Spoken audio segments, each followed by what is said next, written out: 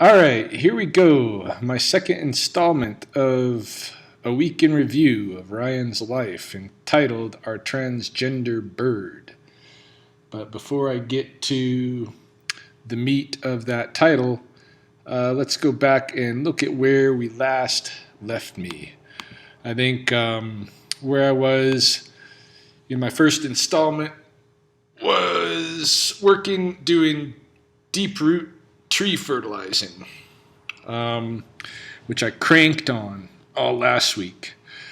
And I had committed to doing that, and I finished it out. It was 8 days solid, like 10-hour days of doing nothing but deep root tree fertilizing. And I had made the commitments months before, so really glad to finish that off and set that aside. I had one more day of doing that stuff, one or two more days during this week, and then it was done, and I could get back to my normal life as a superhero, which I started off uh, right shortly by helping a stranded dog. This was a dog that turned up. I was just about headed out to a security shift and came out my door and found this very fat dog lingering around in my yard. And luckily, this dog had tags and had phone numbers and had her name. Her name is Lucy. I was able to call her people and reconnect her. And it was a good way to kind of like start. It's a good foot to start on into the new week, into the new work in the security job. So I had a very eventful security week this week. I was mostly working in an apartment complex and had lots of things going on. This was one of the days working there. This is Michelle, who is my wife's cousin. And Michelle lives in these apartments, and she was having a rough day that day. So I gave her a couple of hours of my attention. And the fire truck you see behind us was there because somebody pulled the fire alarm in the apartments, and so it was a big kind of fiasco evening there between the fire alarm going off and what was happening with Michelle, which I'm not going to get into details because I don't think she'd appreciate it being on YouTube. But and then later in the week, it started to rain, and it's been raining all the latter half of the week, and so all the kids in the apartment kind of got cabin sick, cabin fever, and ganged up, and so there was like this roving group of 10 or 12, teenagers moving around through the buildings, unscrewing light bulbs, smoking weed in the hallways, and not a lot that I can do about that stuff, because of course they're minors, so the cops aren't going to do anything with them, and I just feel like a jackass having to chase them around because they just enjoy it too much. For them, it's just kicks. It's something to do. So I tried not to give a lot of chase, but I did keep them on the move, like keep them out of the apartment complex as much as I could, get them back out onto the street. But I wasn't really chasing after them too harsh. The ones I caught, a couple of guys, and told them, you just got to keep it low key. Like, you can't be running around raising heck in the hallways. But otherwise I got no problems with you guys hanging out in a group somewhere. But you got to keep it low key. So there was that, and then there was a rape victim that I encountered. Well, she wasn't fully raped. What happened was she was with one of the boys from the apartment, and they were walking down the street together at night, pretty late at night, and the kid forced her to kiss him, and then threw her down on the ground, ripped her leggings off, was wrestling with her for her panties, and she was screaming and hollering and stuff. And a car stopped, and he ran away. But she was all traumatized by the whole thing, of course. And so when I met up with her in the courtyard of the apartment, she was just bawling, and so I ended up spending a couple of hours with her, trying to get her to where she needed to go. She didn't want to call the cops because she has a standing warrant for her arrest, a witness warrant from court, because she failed to appear, basically. So it was another big fiasco. All kinds of stuff happening in my security work. And then, of course, in addition to the security, the snakes, it's rattlesnake season now. So I had my first rattlesnake relocation call. This snake was inside one of the buildings at the University of Lethbridge, in the mechanical area there. So I went and picked it up. It's a young rattlesnake, and released it back in the coulee. And then the next day it started to rain, so it's been raining ever since. And but as soon as the rain stops here, I'm expecting to get a lot more snake calls.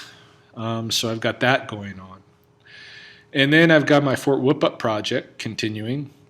I've managed to get some employment for a couple of my friends with the Fort Whoop-Up. This is Margie Cropbeard Wolf. She's an artist, and I had previously had her working out at Red Crow College with gun studies. I brought her in as one of our art instructors, and that was a source of some friction with when the new administration came on, because Margie didn't have a master's degree in art. She just had a bachelor's. And they wanted to make sure everybody had a master's degree, but I thought, well, Blackfoot artists are few and far between, and Blackfoot artists with master's degrees are almost unheard of. Not entirely unheard of, but Margie was available and eager, and so I had her working, and she was doing a great job.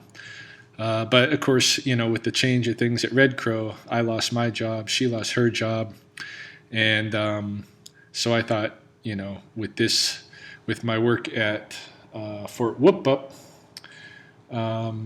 there's an opportunity here to bring Margie in. So there's one wall, a fairly large wall in there. I think I've shown it in some of my videos, where we need a big map of Blackfoot territory, one that doesn't include any of the current political features like the border between Alberta and Montana, or any of the towns and cities and this kind of thing. I just want Blackfoot features on this map. So such maps do exist, but we could not find one that we could scale up to the size of this wall easily in some kind of digital form. And so instead, I thought it would be a good idea for Margie to paint one, a unique one on the wall that's going to be there for a long time. So got her work in there. I got some work for some of the Gnutsomitaks, the brave dogs, to go get us 4 sets of teepee poles that we're going to use in part of the exhibit at the fort. That's a few $1,000 for the Gnutsomitaks, several of whom I'm friends with. So I've been trying to get other people work since I got a little shoe in. I do however have some issues myself. A little bit of, not friction, but a little bit of frustration, I think, coming from the director of the museum, who has expected a bit more cranking out of me on the stuff that I need to get done.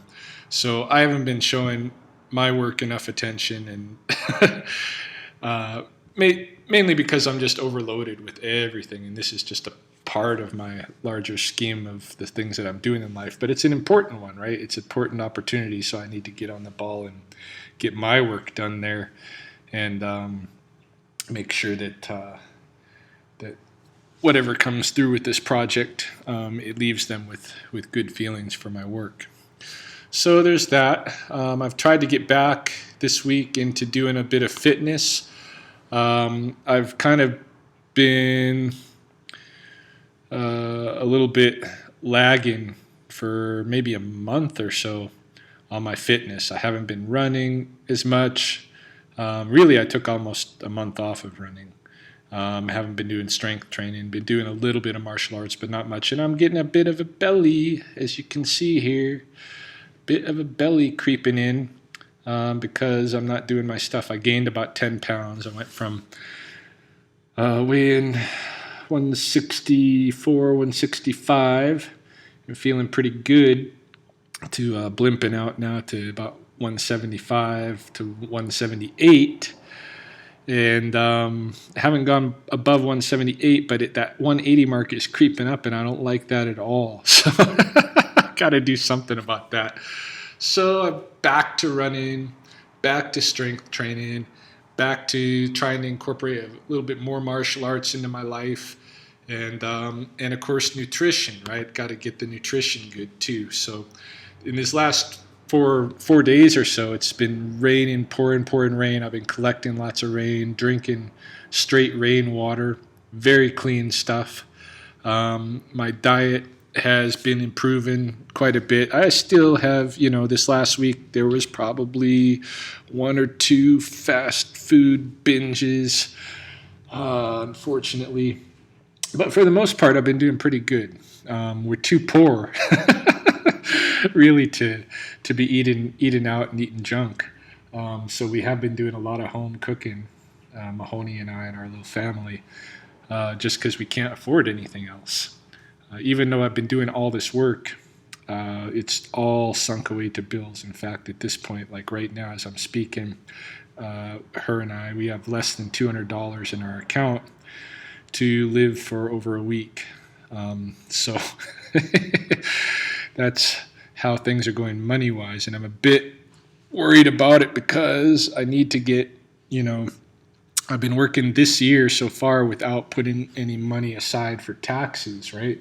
Everything that I've been making as I've started to get employment again has just been going to catch up on bills, and I'm worried that we're going to get through the year and then I'm going to have a gigantic tax bill. So I got to start getting on the ball with that and paying it ahead as well. So, lots of stuff that I owe, working like crazy, and kind of spinning my wheels a little bit in terms of, having any money, feeling like we got any money to do anything or get ahead or anything like this. I'd love to go on a vacation. I really need one just to get a getaway for a while. That's not going to happen because I'm just too damn broke. But that's okay. Got lots of stuff to do here and family. This is my extremely pregnant sister-in-law, Claire, at the moment. We had a barbecue early on in the week at her house. She had gotten this old barbecue, old for somebody, new for her. And so we wanted to have our first barbecue at her place.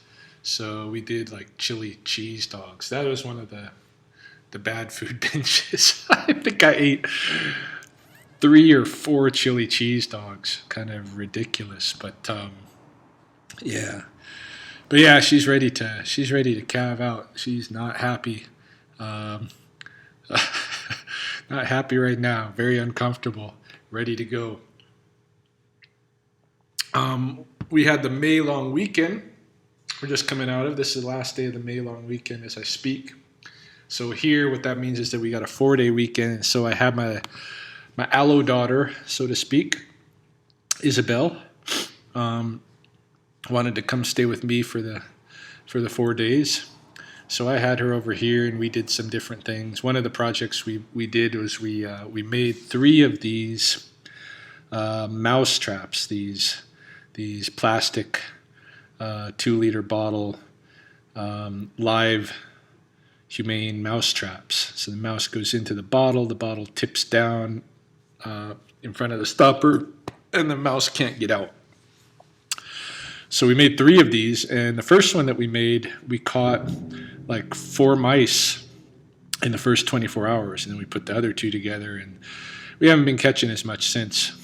I don't know if the word has gone out among the mice people that this is a trap or what. This is one of the ones that we did catch. You can see how it works there. If he goes to the other end of the bottle comes back up. The mouth comes back up, but he can't get there. As soon as he moves onto this side of the bottle, the pendulum swings, or whatever you'd call it, the seesaw, and he's stuck.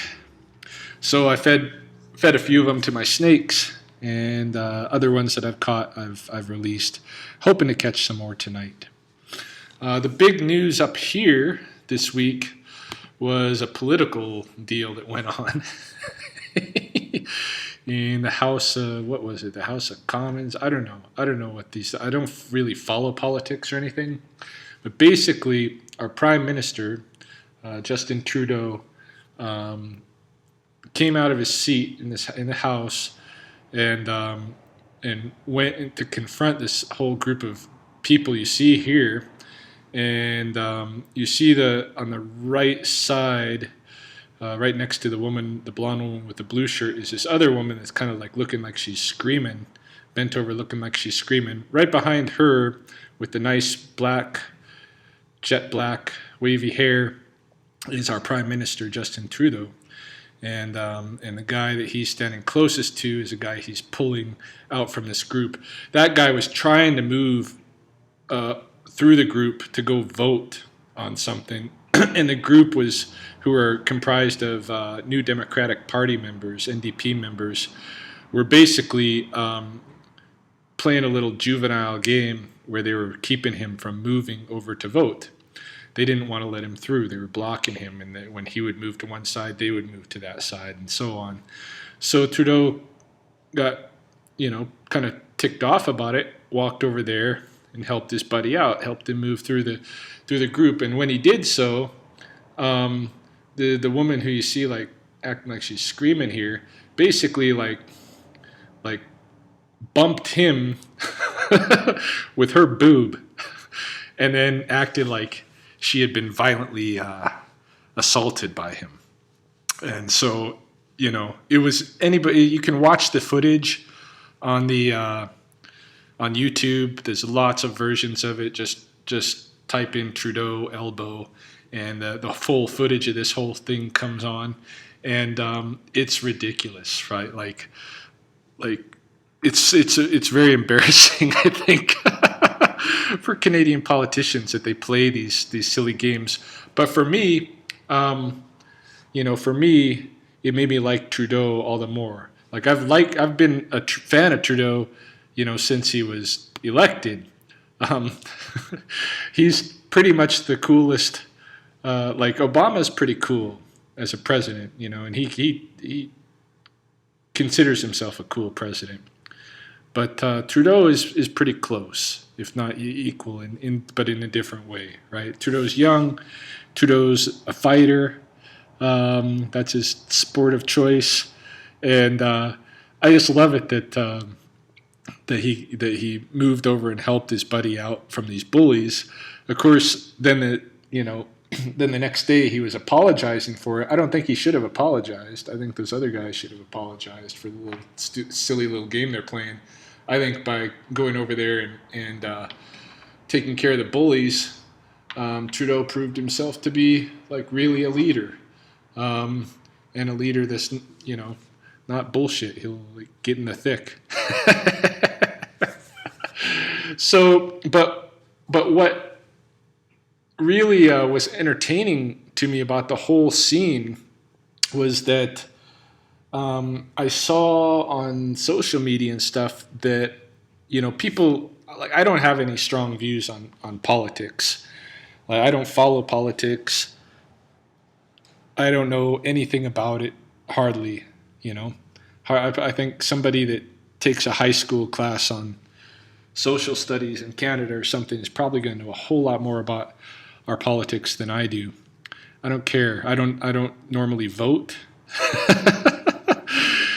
The politics is not part of my regular world. But what I saw on the social networks was that people who were anti-liberal, anti-Trudeau, when they watched the video, they were incapable of being objective about what happened. They actually, are like, boy, you guys voted in this guy who's a big bully who's going to go beating people up. It wasn't like that at all. It was barely even an accidental bump. And really, if you watch the video, you see the woman herself pushes herself onto him. It's not that he starts throwing elbows and shit. That didn't happen at all. It was ridiculous. So I was fascinated by watching how somebody's political affiliations can completely skew their objective perceptions of an event that is on video and that they can watch again and again and again and still somehow see something that doesn't happen just because of their politics. It's amazing. I'm going to be watching more for that, in other events in the future. This is the first time I really, I always noticed, people with their political arguments and stuff. I never much cared for the politics, right? But I think this is an amazing phenomenon that you've got so much blindness associated with taking a political affiliation that you can't even see the truth. And the truth is, our prime minister kicks ass in a non-violent way with his colleagues. But that was the big scoop up here. Lots and lots of talk about that. Now, the biggest news at home has to do with my buddy here, Mr. Derrick, my magpie. Derrick is a magpie that I got out of I've known him since he was an egg. I was monitoring the nest that he was that the egg that he was born out of, hatched out of, was laid in. He had four siblings. Three of them died, were either predated or were thrown out of the nest or something. They disappeared. And when it was just him and one other sibling, and he was big enough to start just standing up on his 2 feet, although nowhere near to fledging yet, I took him home, and Mahoney and I raised him. Mahoney sat with him for 2 weeks on her chest, just stayed home and sat with him and fed him every 20 minutes or so. He'd wake up and eat and stretch and poop and go back to sleep. And we raised him. We're very close with him.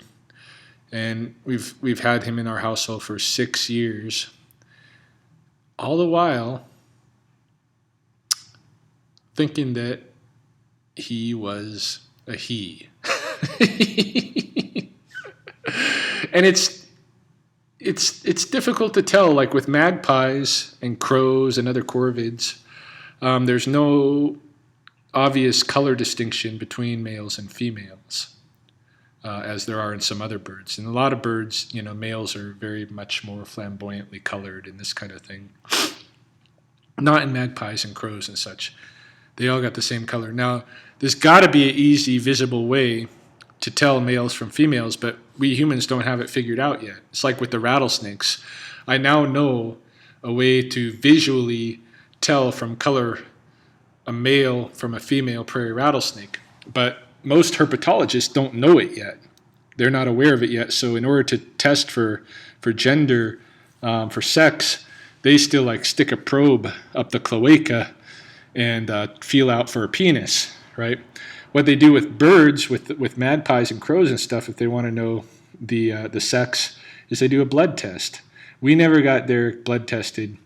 It was always our sense that Derrick was a male. And every year around this time, starting about maybe a month ago or so, after Derrick's second year, maybe his third, fourth year, he started doing this.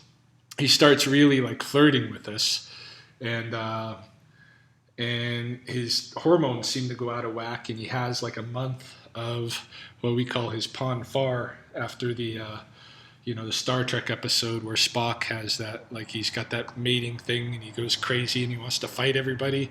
That's how Derrick has been for this time when the other magpies are mating and nesting and stuff. Derrick goes through a pon far where he's like really inconsolable, and he just wants to fight and flirt and get all kinds of attention and act naughty and stuff like that. This year, it's been way over the top. Like, his pon far has been brutal. We've had to exercise a lot of patience to deal with him. He's been biting and swooping and just screaming his lungs out. And then just yesterday, Mahoney and I took a nap, and she had put her slippers on the floor next to our bed. And when we woke up, there was an egg in her slipper.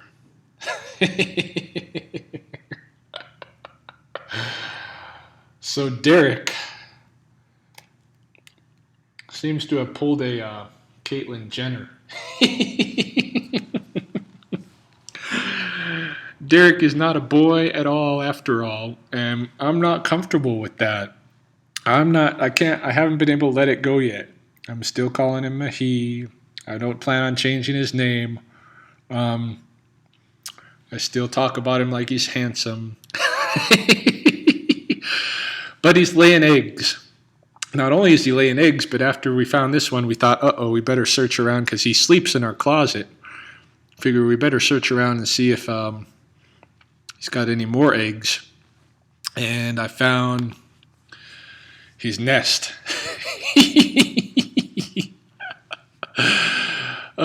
For anyone who knows black-billed magpies, they build a huge, elaborate stick nest that's like a big orb with a clay bowl inside of it that itself is lined with some plant materials, choke cherry stems and such.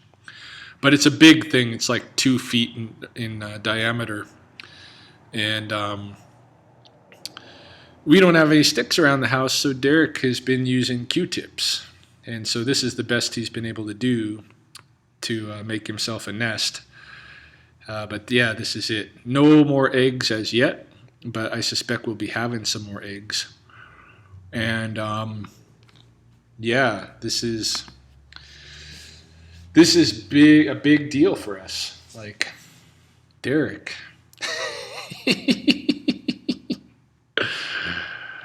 My feathered son is actually a female. I don't know what to do with that. I think it's too new. I haven't been able to wrap my mind around it yet. I don't know if it's going to reframe our relationship in any way or what, but yeah, he's a female, and what he's been doing is he's been guarding his nest. Basically, he's been like all the swooping and biting behaviors and stuff. How I see it now, how I saw it before was that he was just frustrated with his pon far. How I see it now is obviously that he has in his mind that he's chasing away nest predators. Even though he loves us, even though he'll still jump on my shoulder and take food out of my mouth and all this, he also has this thing clicking on his head where he has to get the nest predators away from his nest. So anytime we go upstairs now, we get just absolutely attacked. And that's like, it's like 3 paces from the bed that we sleep in is where his nest is. So, but we're dealing with it, We're going to get along. This too will pass. Derrick's, his hormones will go back to a normal level once the nesting season is finished and he realizes that's past. But yeah, it's been quite an awakening. So that's it. That is my news for this week. My week in review, and so we'll see what the next week brings.